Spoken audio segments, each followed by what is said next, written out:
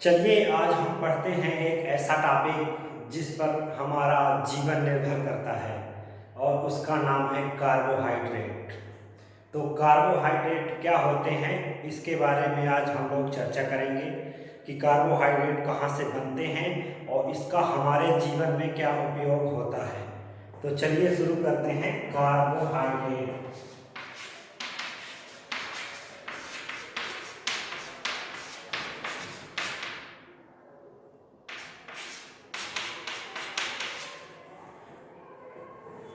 Carbohydrate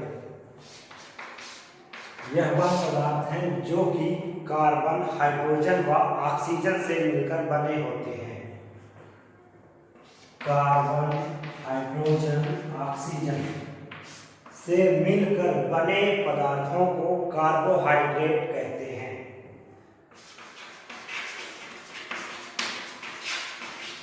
ठीक, और ये कहाँ पर पाए जाते हैं? ये हमारे भोजन में प्रचुर मात्रा में पाए जाते हैं, जैसे चावल, रोटी और अन्य भोज्य पदार्थ, इनमें यह प्रचुरता में पाए जाते हैं जो कि हमारे जीवन के लिए बहुत ही उपयोगी होते हैं। अब कार्बोहाइड्रेट का उपयोग हम किस प्रकार करते हैं या इसको किस प्रकार से बनाया गया, इसके बारे में थोड़ी चर्चा करते हैं। तो कार्बोहाइड्रेट जो है तो कई सारे पॉलीएल्डिहाइड और पॉलीकीटोन से मिलकर के बने होते हैं। इसमें मुख्यतः एल्डिहाइड और कीटोन का मुख्य रोल होता है।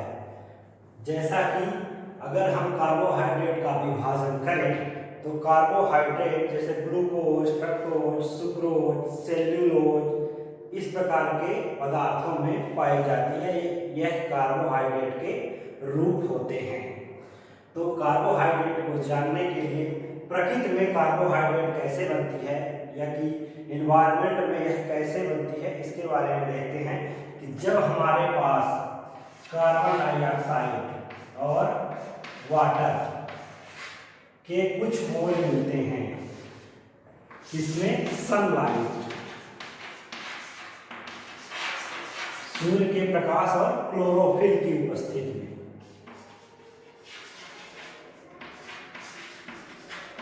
ठीक, तब हमको ग्लूकोज प्राप्त होता है।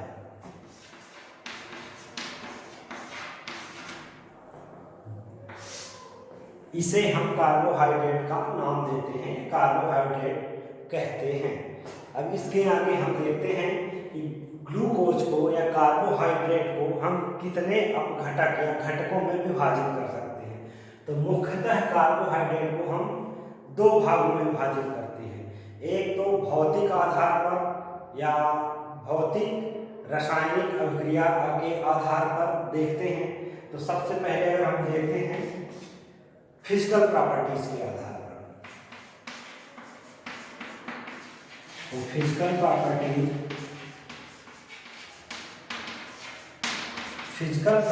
के आधार पर देखते हैं। तो ये हमको दो प्रकार से मिलती है। पहला है शुगर,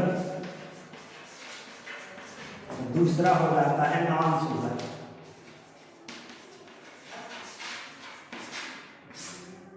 हिंदी में अगर इसको जाने तो शर्करा और अशर्करा, ये क्या कहलाते हैं? तो शर्करा में ग्लूकोज आ जाएगा, नॉन शुगर में फ्रक्टोज, सेल्यूलोज आ जाते हैं। दूसरा हमारा होता है केमिकल प्रॉपर्टीज,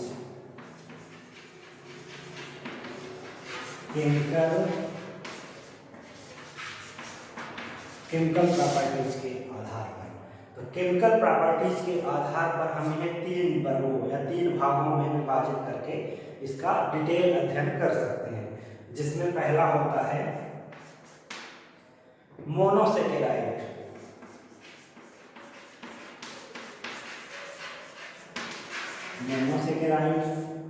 दूसरा हो जाता है हमारे पास ओलिगोसेकेराइड,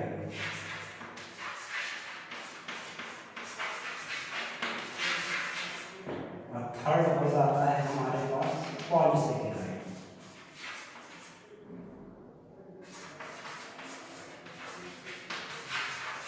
ठीक, तो मोनोसेकेराइड, ओलिगोसेकेराइड और पॉलीसेकेराइड, ये हमारे पास कार्बोहाइड्रेट को पढ़ने के लिए विधिवत नियम है या इनके आधार पर हम जान सकते हैं कि कार्बोहाइड्रेट को कितने भागों में बांटा गया है। इसकी अध्ययन करके हम ये सब पता लगा सकते हैं, जिसमें कि मोनोसेकेराइड के जो भाग होते हैं कैसे बनते हैं, ओलिगोसेकेराइड के क्या भाग होते हैं और कैसे बनते हैं इसका अध्ययन, पॉलीसेकेराइड क्या कहलाते हैं और किस प्रकार से इनका निर्माण होता है या फॉर्मेशन होता है, इसके बारे में हम यहाँ पर डिटेल चर्चा करेंगे।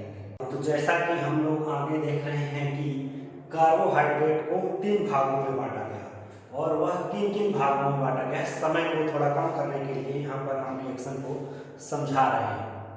तो इनको 3 भागों मोनोसेकेराइड्स, ओलिगोसेकेराइड्स और पॉलीसेकेराइड्स में विभाजित किया जाता है।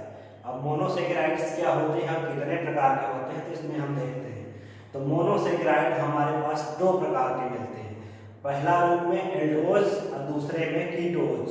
अब एल्डोज में एल्डिहाइडिक समूह का उपयोग किया जाता है जिसमें CHO एल्डिहाइड ग्रुप आता है, और कीटोज में कीटोन समूह का CO का उपयोग किया जाता है जो कि कीटोज में हमको मिलता है, लेकिन इनके फार्मूले लगभग समान होते हैं।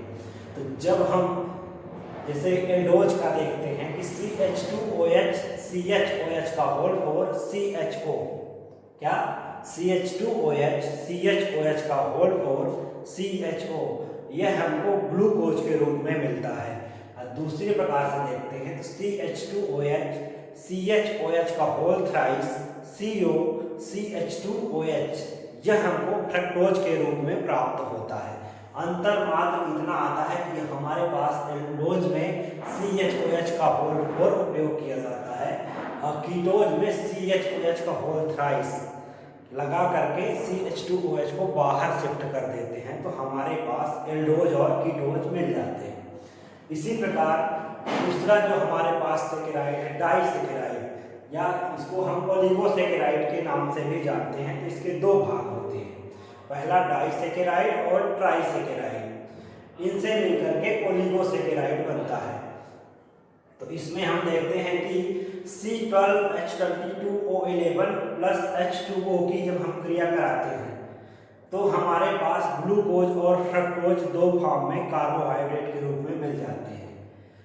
जब हम इनकी क्रिया कराते हैं C6H12O6 प्लस C6H12O6 ही मिलता है। क्रिया किससे होती है, C12H22O11 से। और जब वाटर मॉलिक्यूल के साथ कराए तो हमको ग्लूकोज और फ्रक्टोज के रूप में इसमें भी मिल जाता है।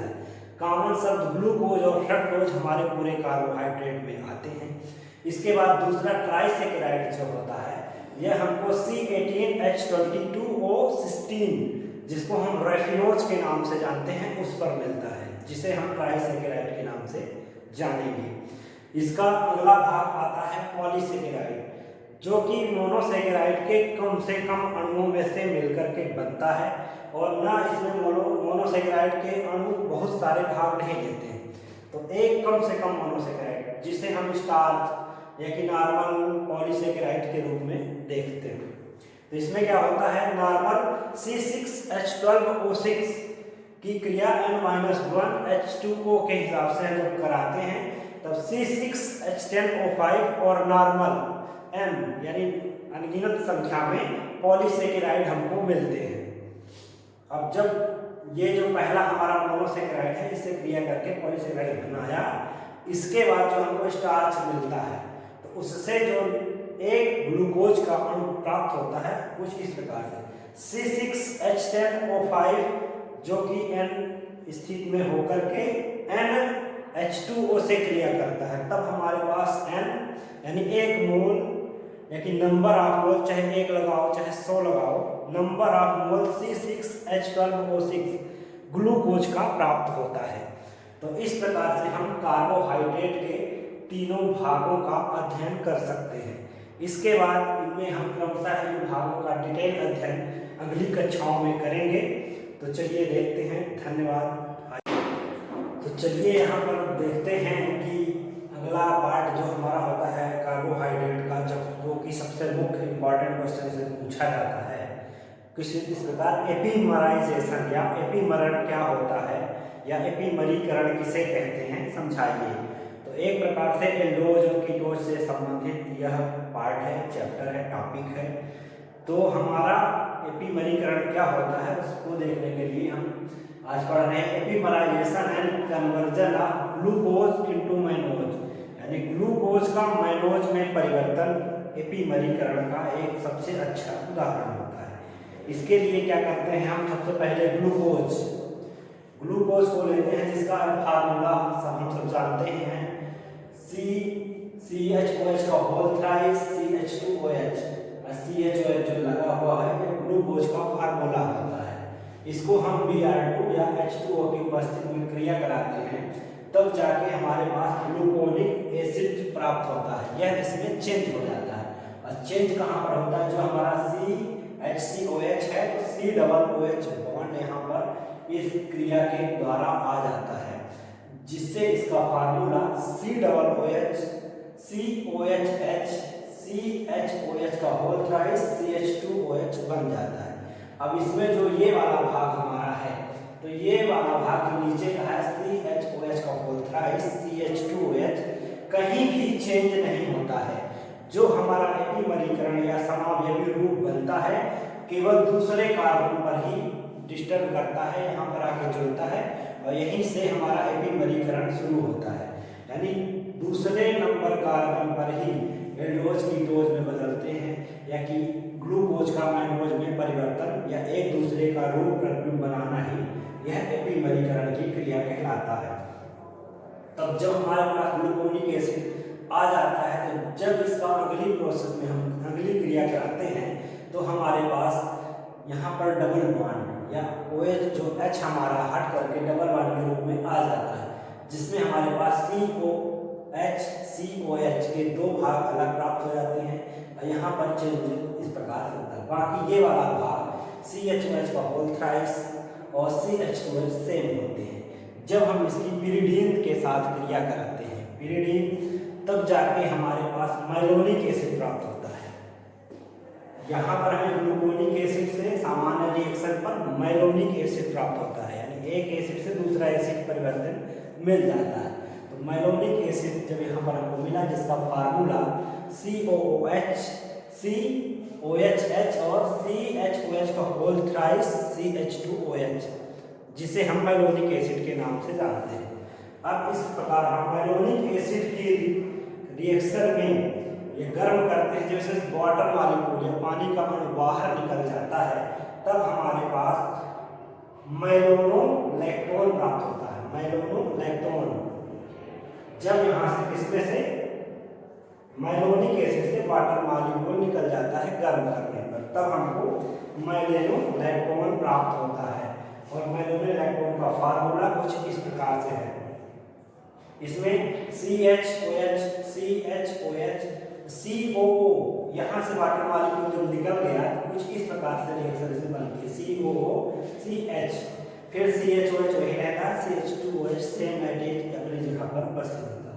अब इसमें सोडियम या Hg की क्रिया या हाइड्रोजन आयन निकल जाता है, तब हमारे पास मैनोज प्राप्त होता है, जो कि कुछ इस प्रकार से संरचना प्रदर्शित करता है। ग्लूकोज की ही एक संरचना ही यह दूसरा रूप है, जिसमें सेम वैसा होता है, जैसे CHO ऊपर आ जाता है CHOH।